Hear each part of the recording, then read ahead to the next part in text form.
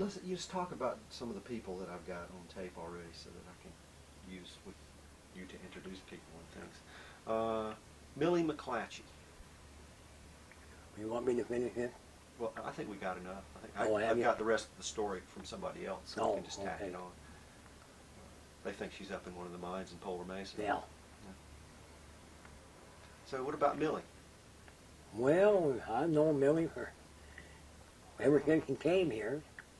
She's a great lady. She's full of fire. Always got something going. Yeah, Millie, she's quite a lady. What about Tex? What about Tex? Well, Tex came in here and started the river business, you know, and jet boating. He kind of pioneered the jet boats, and he'd been around a long time and done a lot of experimenting on the river. He built a big boat, and then he built the paddle wheeler, you know, and I think that was probably one of the great things that could have ever been done if it would have worked. It was too bad that he couldn't make it work because of the water level. So I'm sure he had too much money tied up in it to dock it one year and then use it the next, you know, or whatever. But it just wasn't economically feasible for him to try to keep it here. And I think that if it would have worked, probably been as great as a train ride in Durango. And it did go over real well, but then he hit some bad luck with the water. And of course, consequently on the Colorado, you can't, when you have a lot of snow, you have a lot of water, and when you don't, you don't. So. I got a lot of people talking about Mormons. The Mormons? Yeah. Well. Got any Mormon jokes or anything? Yeah, my youngest son is a Mormon. He joined the church. I'm not a Mormon, and I have a lot of Mormon LDS friends. And of course, times have changed over the years. And you really can't blame them. They came out into this country and they were run out of back east. And came out, they settled them for a long, long time. They didn't want anybody else in the country. And so it was really pretty clanny. And newcomers had kind of a rough go to come in and settle. And I think that they mix their church and state too much, but who's to say that back east in certain areas you have a lot of Catholics, or in Texas they have a lot of Baptists, so I think it's just one of the facts that's there, and out here it happens to be the Mormons instead of another denomination. But they're hard-working people, you know. They work hard, and they live a good, clean life. And of course, just like any other religion, they've got hypocrites. And so, other than that, why, they're real aggressive people, and they're have worked hard. You heard about the, maybe I got the joke wrong about the Mormon that went to heaven, and some way or another, why, St. Peter decided to send him down below and trade him for some people, I guess. And yeah, the devil called him up and told him he wanted him to get them damn Mormons out of there. They're cultivating all the fields and greening everything up.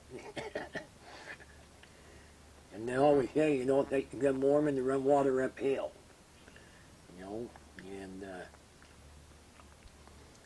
the hole in the rock, the expedition that came in the bluff in the 1880s down in this country. Some people built that road down off that cliff, and I've been there, and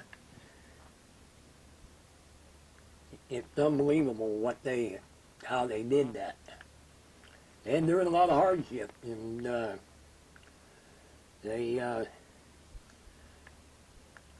any place that was water, and I can see why, when they came to Utah, why the valleys and stuff, why they settled there. And like I say, I've got a lot of friends that are Mormon, and I don't like to say too much about other things. Yeah, might be dangerous. Let's see. One thing for that. Turn this on. You know what I have? I have some of the stuff that I have, so you can think about what you can say about it. I've got these Seventh-day Adventist people up in Castle Valley. Oh, uh-huh. Took me up and showed me human footprints beside dinosaur footprints. Oh, is that right? Yeah. Oh, I'll be darned. Yeah. And it's bullshit. But they, they're real sincere about it, Mm-hmm. And, so you say something about creationism? Me? Yeah. Anything.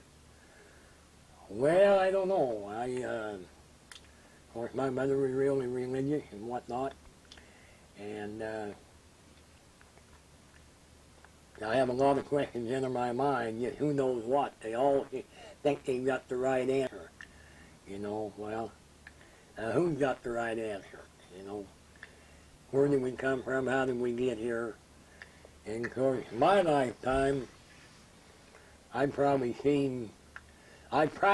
came from the horse and buggy days to now. And I've seen the old cars, the teams and wagons, and come up through the World War II. And Kenny Ross at Bluff one time said that man was never, had always advanced when there was a war. And you look back, and that's very true, because they came from the spears and the bow and arrows and the blunderbusses and the muzzle loaders, and then later they fought the Indians. They developed the Winchester and came up, and of course, World War II. Well, actually, World War I, they came up with better machinery and not only fighting machinery, but farm machinery and that sort of thing. And then, of course, World War II, we advanced, and then we came from that through the Korean War, and then, of course, the space age, in which that's what we're operating now on. And sometimes I'm not so sure that it's to our advantage, because I think it's made us lazy and too dependent on machines and computers, and the sad part of it is, and I say in the computer age, is people have got the younger set and even the older ones. They were designed, or what they're designed for, they're a wonderful machine, but they have got to where they think if it isn't in the computer, it isn't there. And they don't live in the real world. And and it's scary. I went the other day and to the bank, since they changed banks here, and changed my account and what I had to do, and I deposited my Social Security check. And the little girl said, "Oh, we can have that directly deposited for you. You won't have to even worry about that." And I said, no. I will get my check, I will bring it to the bank, and I will deposit it. Then I know it's there. It isn't back in Washington, D.C., or somewhere on somebody's desk, and they haven't run it in the computer, But the whole world is gone that way, and consequently, there's nobody that actually, very few people anymore in the working force as far as manual labor or whatever. And I think we're going to find in time that there's going to be a market for that. Instead of paying a ditch digger $5 an hour, you're going to pay him $25 an hour because the guy running the computer knows how to dig ditches, and he don't want them. So it's going to be a big change, I'm sure, in the next 20 years. And the environmental thing, they brought that, they went way out on that, and I think we're all environmentally conscious. We have to be. But some of these people don't live in the real world. And we still need to maintain our natural resources. We need to maintain access to our natural resources. At one time, no one, I don't believe, could have ever invaded the United States and ever took away our freedom. We talk about losing our freedom, in which, sadly enough, we are. But it's still a better place to live than a lot of the other parts of the world. And Mo Swinson, who was movie star in Cheyenne, he moved to British Columbia, and he lived in British Columbia. And he said, hey, I'm moving back. He said, it is just like living in the U.S. So it's still a good place to live, and that we got a lot of problems. And I guess we dealt with them years ago, they'll have to deal with them now, so that's all you can say. What about mountain biking? Mountain biking? Well, you know, the old and the new, and nobody likes changes. And I think it's another asset for a community. We got bad apples. You know, we got some of them that are, and mainly I think the big problem, just like I got done stating, a lot of these people, they're crowded in offices all day and whatever, and they don't live in the real world. And so they buy them a big mountain bike and they go out and they think they're John Wayne, and they get out and get themselves in trouble, or they, mainly I think some of the younger generation, grandma and grandpa, gives them a credit card and they can come to Moab, and they're basically spoiled. They've never had to do a day's work. And you know, there's problems that way, but there again, you know, they say, well, the mountain bikers don't spend any money. Well, I don't agree with that. They've got to buy gas, they've got to buy some groceries. Maybe they do bring things in with them, you know. But so there are other jeepers and boaters and so on and so forth. So it's, you know, it's part of our economy, and we're going to have to accept it. And I think it's probably getting a little better now. And that the thing that bothers me about the bikers and the hikers and the rock monkeys, as my boy calls them, and this getting to this wilderness thing, is these people want to do their own thing, and they think this thing ought to be wilderness. And it's already wilderness. And the best thing we can do is leave it alone. And we should have a war and need our natural resources. It's open to do so.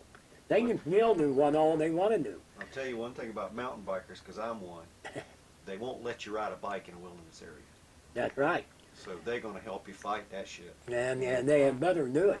Because, and these environmental groups are, they create a lot of these false fantasies and tell people things that aren't true. And I'm real bitter about, I spent one summer on the north rim of the Grand Canyon. And after every ranger talk, I went up and to listen about the canyon so I could tell the people these rangers would then give the people their own little environmental talk, their own views. Now, I believe they have a right for their own views and their own thinking, but I don't think as a taxpayer that they should be influencing people with lies and things that are not true, and their own views. And I'd have these people on the trail, and they'd say, well, we went to the ranger talk, and the rangers judge so on and so forth and so forth. And I said, now wait a minute here. That isn't the way it is in the real world. And I can't bring up any specific thing. And they say, oh, well, we're glad we talked to you. Because, you know, that's all we know is what they told us. And so these environmental groups are taking advantage, I think, of the public. I also think that they are discriminating against the elderly and the handicapped. And it's, you know, it's like me. I worked all my life. And I thought, well, there's places that I've never been. And Jeep, you know, to go in by Jeep or whatever. And they've got the national park, and that's fine. I think they're very poorly managed.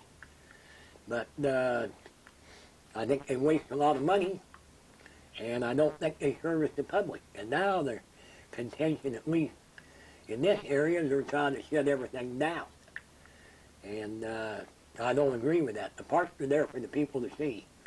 And they should maintain the roads that are there. So that I just went over Elephant Hill, and it's the worst I've ever seen in 20 years. And but these people work for the government and the taxpayers, and they should be working for the taxpayers and the people, not for their own selfish reasons, and they are selfish. And I don't want to, if somebody wants to walk somewhere, and that's fine, but I don't want to walk there. Now, I don't believe I can take my vehicle and go off-road and go over undisturbed terrain, but if there's a road there, I damn sure ought to have the right to drive where I want to go.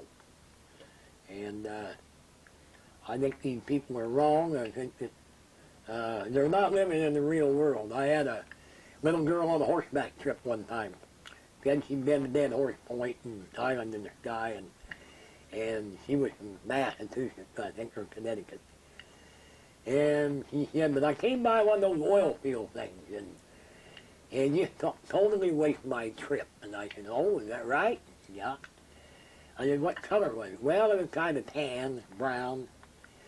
And I said, did it go up and down like this? Yeah. I said, well, how did you get here?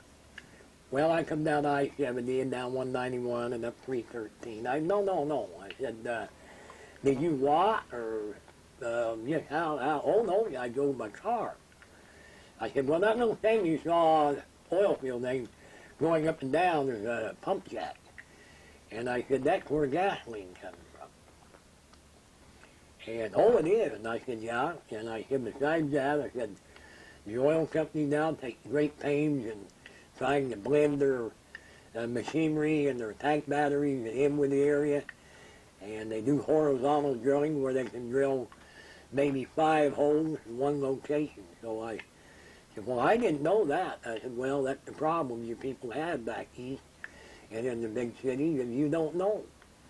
And it's not your fault, but you're indoctrinated by these environmental agencies and people that are putting out false information. They don't tell you the whole story.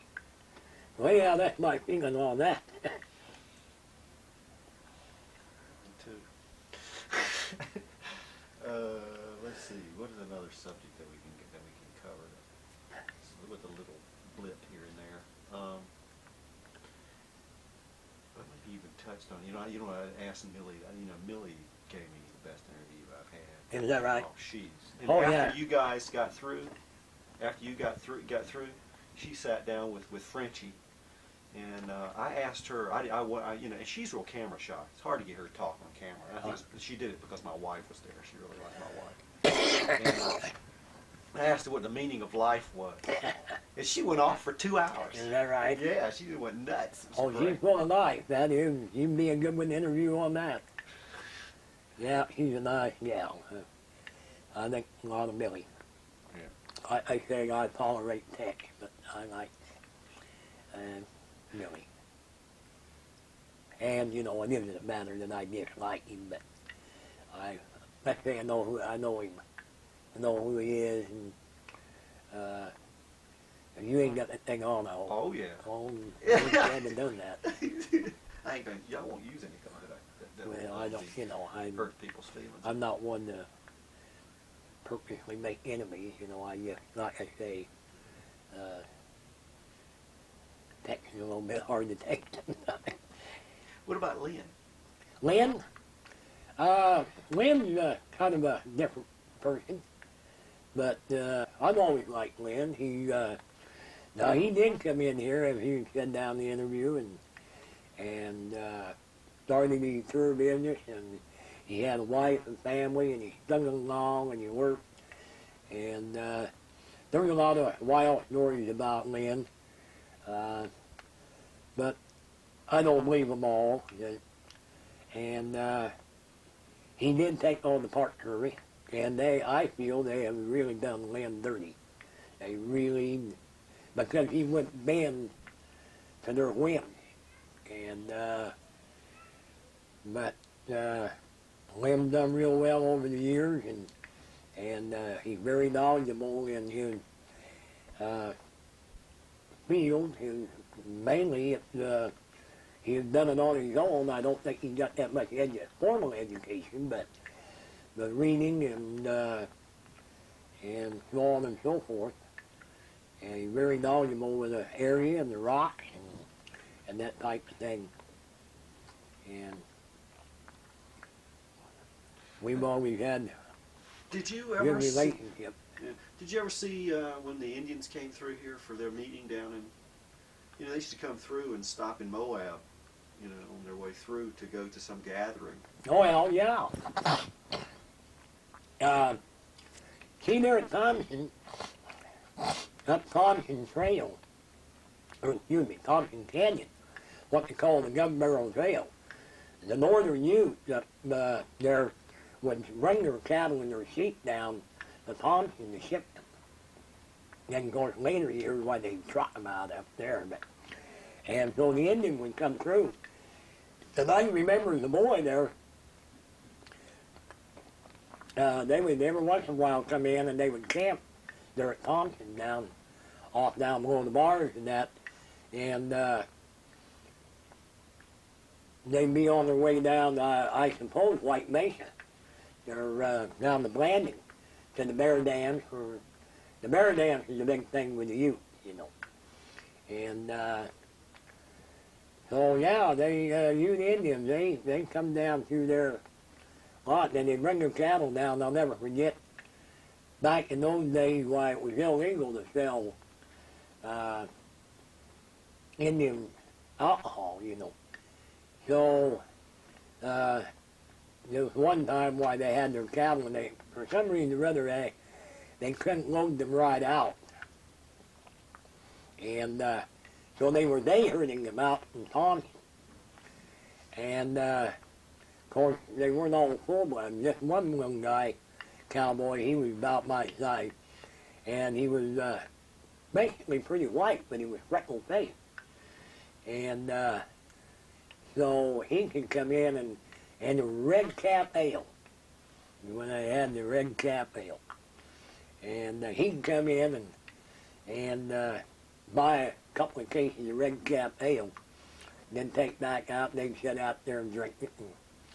And he'd get in there and he'd get drunk, and he'd have a hell of a time getting up on his horse and get a case of ale up on the saddle horse so he could go back to camp. But anyhow, they shipped their cattle, and several of those boys had been in World War II.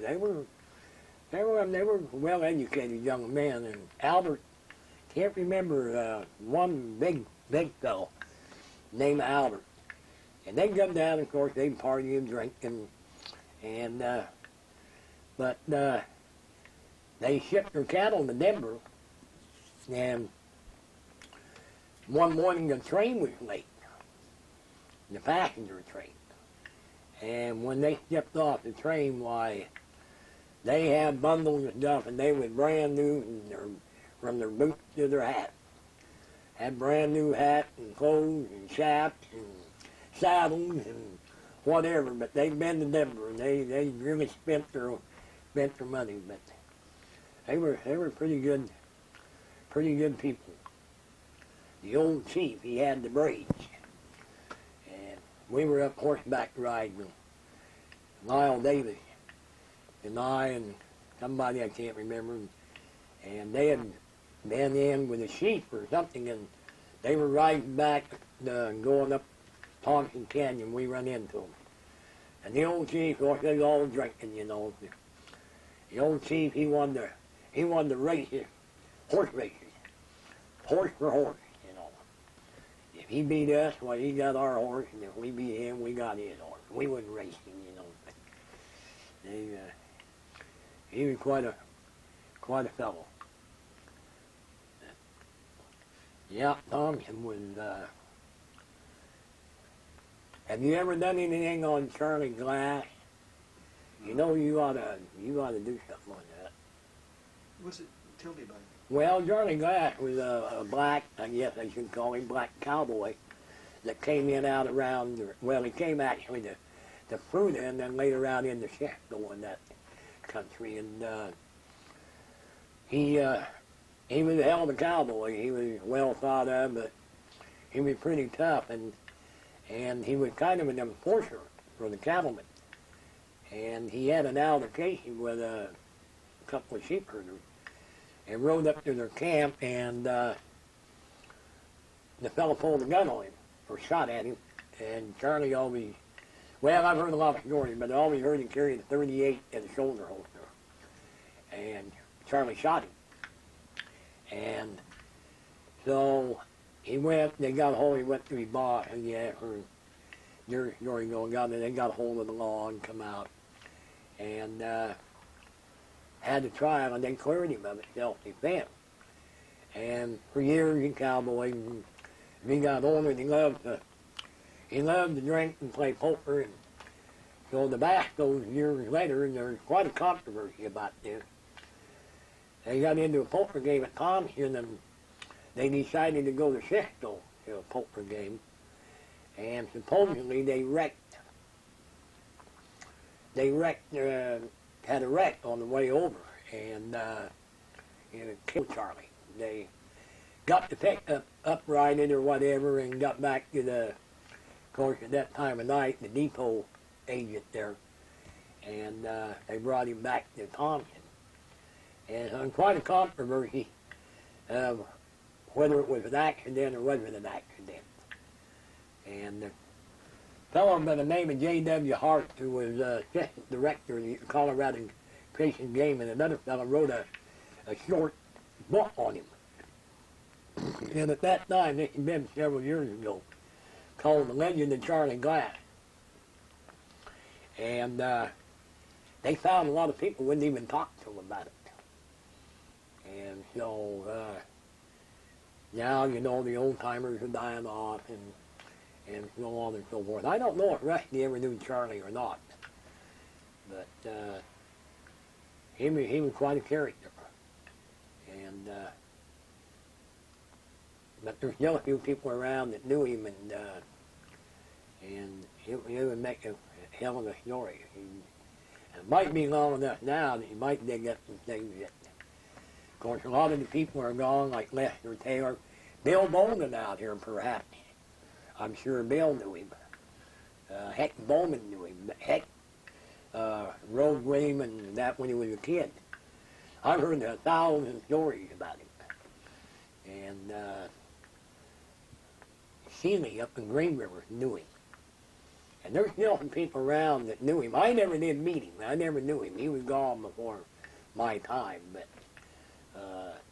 the Davises knew him, and so you've had some, you know, the black cowboy right here, pretty famous. Yeah. So you had what, Nigger Bill. and Charlie Glass. Yeah. And now you got Mystery, I guess. Yeah. That's another subject. What about Mystery? I don't know anything about him. I don't want to know anything about him. I've heard some stories that I don't like. And, yeah, and the story with Negro Bill, they kind of, I don't know, their section, their version of it, but I didn't know of him being a cowboy. What I read about him, and but he was here after the Indians run the Mormons out. When the cattlemen come in, the Taylors and the different ones, he and the Frenchmen down at old Fort Moab had taken over the old fort. And they had had quite a garden and growing corn and squash and tomatoes, or, different vegetables, and running a few head of cattle. I guess, well, even being cowboy, I don't know how many head they had. I always thought it was just a small herd, but nevertheless. And this fellow's name was Bill Wagstaff.